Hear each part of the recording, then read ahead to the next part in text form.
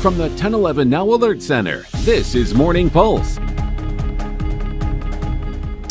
Good morning and happy Star Wars Day. This is Craig Allison with your Morning Pulse for Monday, May the 4th. Before we get into our top 6 stories for you this morning, let's get you our question of the day. Question is, 15% of adults say they can't remember the last time they did this. What is it? Answer is go to the eye doctor. Nobody got that right this morning, but just reminds me how long it's been since I've gotten my eyes checked. It's been a while. It's been some years, so I definitely need to do that myself. But if you think you got what it takes for question of the day, be sure to head over to our 1011 Facebook page. Put in your guess. We read off both the guesses and answer on 1011 this morning, every morning. But that being said, let's head over to our top 6 stories for you this morning. First things first, starting off with our national headlines for you this morning. Over the weekend, thousands of travelers were stranded after the abrupt shutdown of Spirit Airlines. After a $500 million federal bailout fell through, the airline ran out of cash and canceled all future flights effective immediately. Spirit also ended its customer service. Ticket counters left abandoned. Spirit Airlines CEO blamed, quote, the sudden and sustained rise in fuel prices in recent weeks for their sudden closure. Nationwide, airlines are forecasted to pay $24 billion more than this year in fuel costs due to the war with Iran.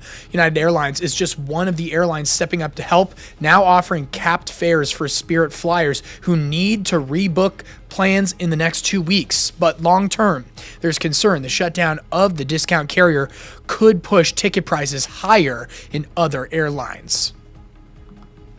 Sending things over now to our local headlines for you this morning. A man is dead following a pursuit that ended in West Lincoln Saturday night. The Nebraska State Patrol says 59-year-old motorcyclist refused to pull over for a trooper. NSP says they saw a motorcycle speeding west on I-80 in Lincoln just before 8 o'clock, and that's when the trooper tried pulling over Jeffrey McDonald, but says he sped off. Authorities say McDonald weaved through traffic before driving on the shoulder and exiting I-80 on Northwest 48th Street. And that's when he crashed. McDonald was pronounced dead at the scene, and NSP has requested the Lancaster County Sheriff's Office to investigate the crash. LSO says they're looking into whether alcohol or drugs played a factor. The pursuit itself lasted less than 3 minutes. More local news, just on the brighter side, Sunday, several thousand runners took over the capital city of the Lincoln Marathon, either at the half marathon or full marathon. The number coming to more than 7,000 competing across downtown and the surrounding area. Jacob Vanderplatz solidified himself as the male marathon winner, finishing in 2 hours and 21 minutes. Jacob is a Sioux Center, Iowa native and Dort alum. The female winner is Taylor Somers of Omaha, finishing in just 2 hours and 39 minutes. Somers is a former Oklahoma State runner and Millard South alum. For both competitors, it was each their first time running the Lincoln Marathon. Hear from them now. It's my first Lincoln Marathon, so it's fun to win a bigger race like this that's pretty competitive.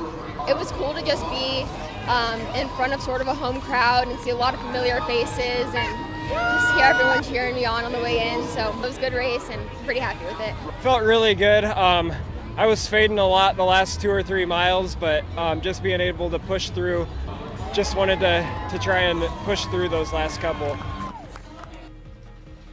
Again, just amazing work from both of these athletes. You could barely catch me running a 5K, much less a marathon. That is just phenomenal. So many were out there. And what you're seeing right there on your screen right now is Joe Huston. That's a fun runner who for the past 3 years did the half marathon dribbling a basketball. So lots of fun out there. But for the full story, you can head over to our website, 1011now.com. We're now going to send things over to Central Nebraska. Arena football returning to Grand Island this spring. Inaugural season for the Siege will be here by the end of the month. The team is working to finish filling out the roster, and over the weekend they held a player tryout in Grand Island featuring local athletes, some from Doane, plus some out-of-state players. In the end, 5 players walked away with training camp contracts and 1 a coaching deal. Doing your best in order to come with a new team and having us new guys be a part of it, I think that's amazing. I think it's monumental. I think the city of Grand Island is going to love it. I think all of us are going to love it. I think it's going to be amazing, honestly. Exciting stuff there. The Siege's season opener set for May 30th at the Heartland Event Center, and they'll play a preseason game 1 week before that. Now we're sending things over to Husker news from over the weekend. Nebraska softball securing the outright Big Ten Conference regular season title. Huskers won all 3 games against Penn State over the weekend. This is video of them arriving at Epley Airfield in Omaha after finishing off that amazing run. And this marks the Big Reds' first regular season title since 2014. That year, they shared the title with Michigan. So this is their first outright title in program history. We just continue to get better every week, and we're playing at a really, really high level right now, and I like where we are, and I like how we're trending. You just heard it right there from Coach Ravel. Husker softball will hit the field again this Thursday when they take on either number 8 Ohio State or number 9 Michigan in the Big Ten tournament happening in Maryland. Exciting stuff for Husker sports. That is just going on right now with this amazing softball run. Now, wrapping things up with your final story for your Monday morning. The farmers markets are back this season, kicking off. Sunday's College View neighborhood vendors were packed in the nearly half-year-long the nearly half-year-long farmers market there. It was the second weekend for this one, featuring the usual live music, constant crowds, dozens of tents displaying their hometowns, selling their products from honey harvested in Hickman to fruit grown in Norfolk.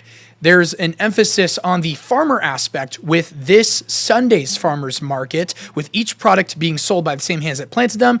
That one from earlier will be in Lincoln through October 26th from 10 a.m. to 2 p.m. each Sunday. Now, the video you're seeing on your screen here is the Haymarket farmers market back for the season. That's always happening on Saturdays, bringing fresh food, homemade goods, live music, much the same to Lincoln's historic Haymarket district. Crowds turned out Saturday. I myself was there. It was quite a jam-packed weekend, full of great food and some cool crafts kicking in there. Organizers say this season also includes an expanded vendor lineup with more booths set up along Canopy Street, so be sure to give that a double check.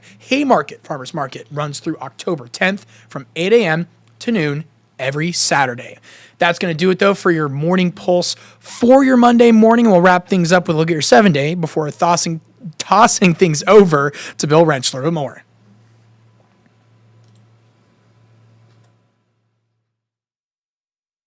Morning, everyone. Meteorologist Bill Rentschler in the 1011 Severe Weather Center. Should be a pretty quiet start to our work week, but we will keep an eye on the potential for maybe an isolated thunderstorm or two as we head into late Monday evening. There is a marginal risk for severe weather across the far southeastern portions of the state. I will say most of the short-term modeling that we've been looking at keeps most of the thunderstorm activity out of our area, but it's something we'll continue to watch as we head through the remainder of the day today. Through your Monday morning, we should be looking at sunny to mostly sunny skies. Cloud cover will increase as we head into the afternoon. By Monday evening, look for partly to mostly cloudy skies across the state. As you can see, our in-house model does keep things generally dry, but we'll still watch for that chance for a shower, isolated thunderstorm in southeastern Nebraska.